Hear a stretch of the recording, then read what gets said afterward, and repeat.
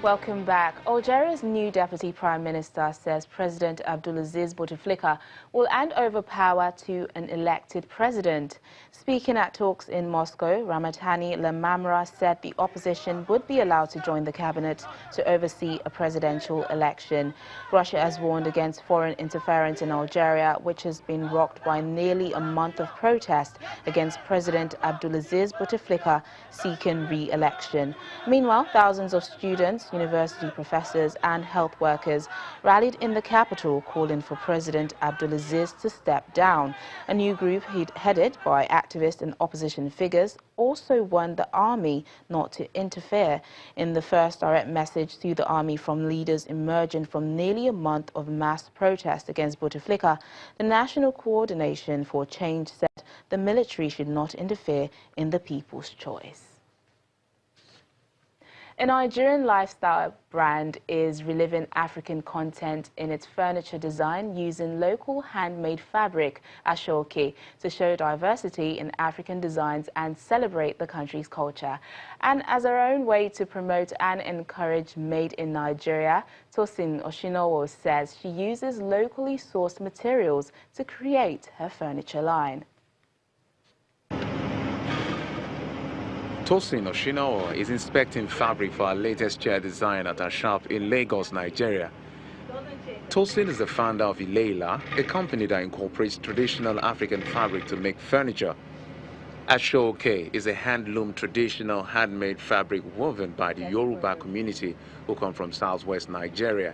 The 39-year-old, who is a trained architect, ventured into the business in 2018 after a friend commented about a set of chairs she made for her house. The vision behind Ileila really was about celebration of self, celebration of culture, celebration of being Yoruba, celebration of being Nigerian, celebration of being African, and really trying to find a space in the market where creating strong, contemporary, authentic African bespoke furniture.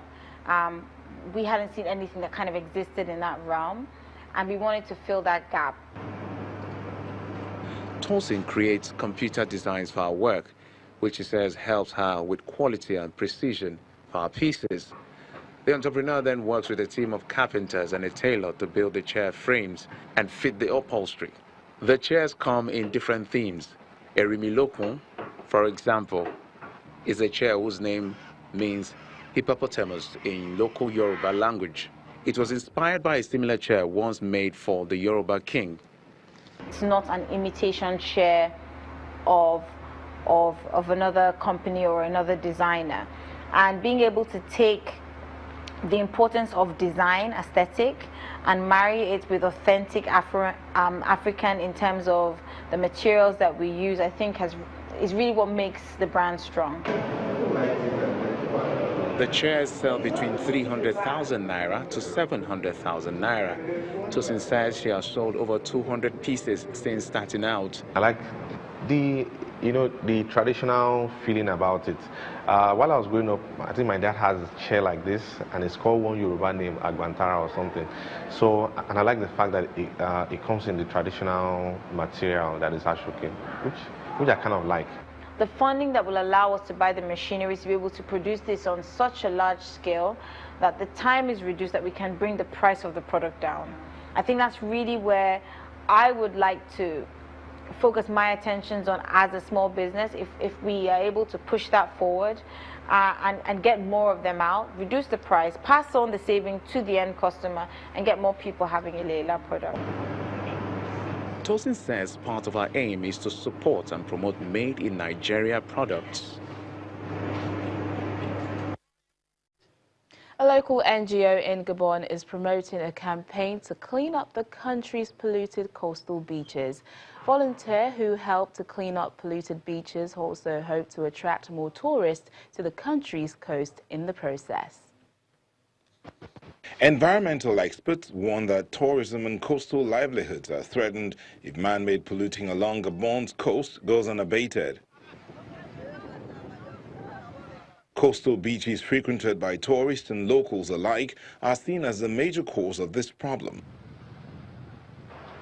help improve things, a local NGO, Gabonese Network for Environment and Development, or RGEDD, along with the Ministry of Environment, have been carrying out cleanup exercises with over 300 volunteers giving a helping hand. Every 2 weeks, volunteers working in groups come together in the capital Libreville, where they collect, bag and weigh every piece of rubbish they have found on the beach. We meet every 2 weeks, and there are many volunteers that we all work well together.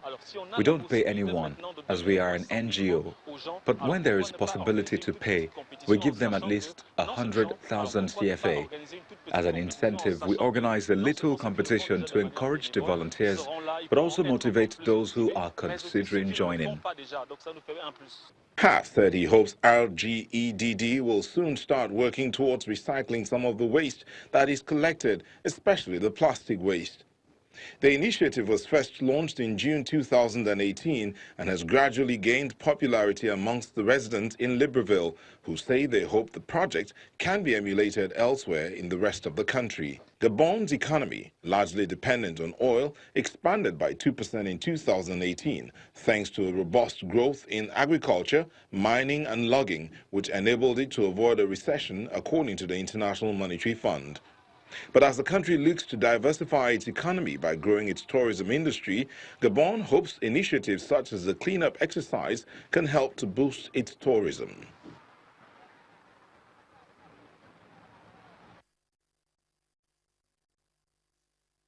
Well, that's it on the program today. Thanks for watching. I'm Teniola Shobowale. Bye for now.